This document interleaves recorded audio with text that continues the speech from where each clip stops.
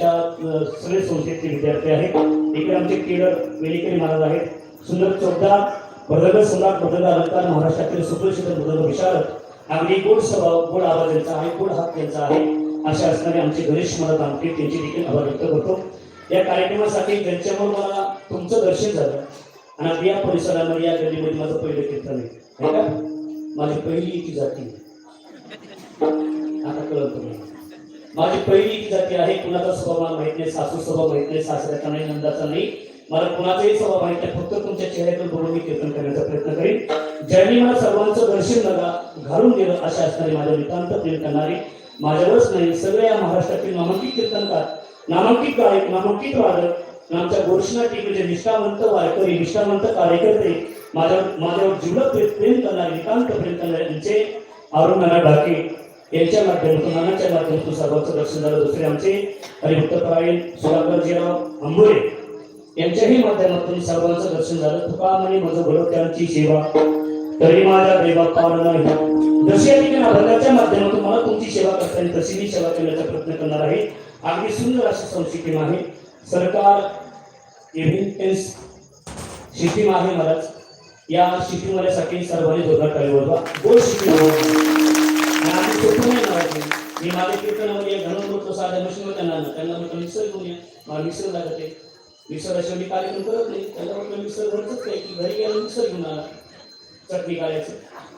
Mixer दाखवून मला या मिक्सर करा कार्यक्रम, या मिक्सरवर कीर्तन व्हायचं नाही, त्या मिक्सरवर चटणी होईल, ठेचा होईल.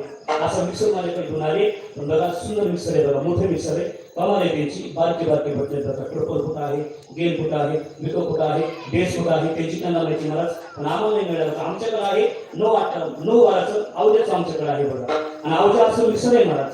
अवजा एवढी क्वालिटी आहे ना, तिथं कुठलं मिक्सर करू आतापर्यंत कोणी क्वालिटी नाही. क्वालिटी म्हटलं अवजा आहे. नागरिक ठिकाणी भरपूर आहे, किंमत आहे त्याची. अगदी लाखो रुपयाचं मिक्सर आहे.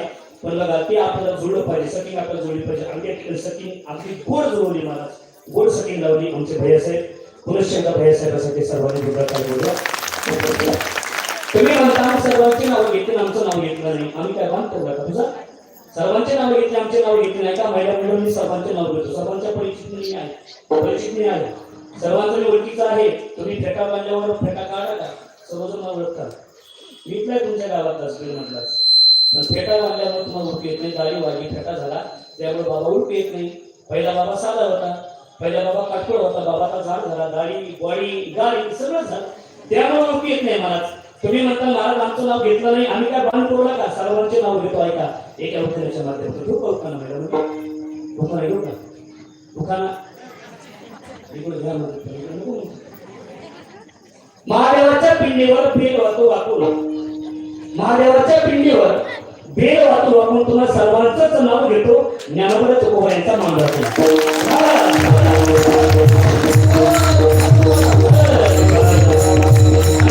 माझ्या निकांत प्रेम करणारे माझे जीवलग मित्र हरिभक्तपरायण नंतोच्या महाराष्ट्रातील सुप्रसिद्ध भागवतकार, शिवकथा पुरवते, आपल्या परिसराचं भूषण, आपल्या जिल्ह्याचं भूषण, आपल्या गावचं भूषण असे असणारे जीवलग मित्र आमचे सचिन महाराज सत्काळ बाबा देखील आहेत. एका महाराजांसाठी सर्वांनी जोरदार टाळी वाजवा. आहे आणि माझी बहीण पण तुमच्या जवळ राहते महाराज, आमच्या वर्षातही ते देखील आलेले आहेत. आणि अगदी मला समाधान वाटलं.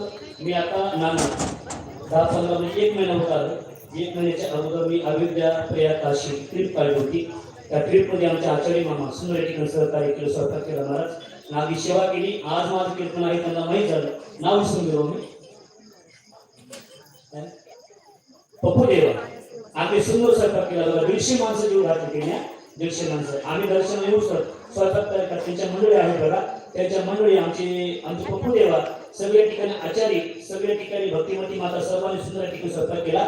आणि आम्ही 10-12 दिवस आम्हाला लागले येण्यासाठी आणि त्यासाठी सेवा केली. आणि आज त्याला असं वाटलं की महाराजांचं कीर्तन आहे या परिसरामध्ये आहे, आपल्या गावामध्ये आहे आणि आपण महाराजांचा छोटासा सत्कार केला पाहिजे म्हणून त्यांनी सुंदर असा हार आणला. नागी शाल शिल्प सुंदर ठिकाणी त्यांनी सत्कार केला. त्यांचे देखील आभार व्यक्त करतो.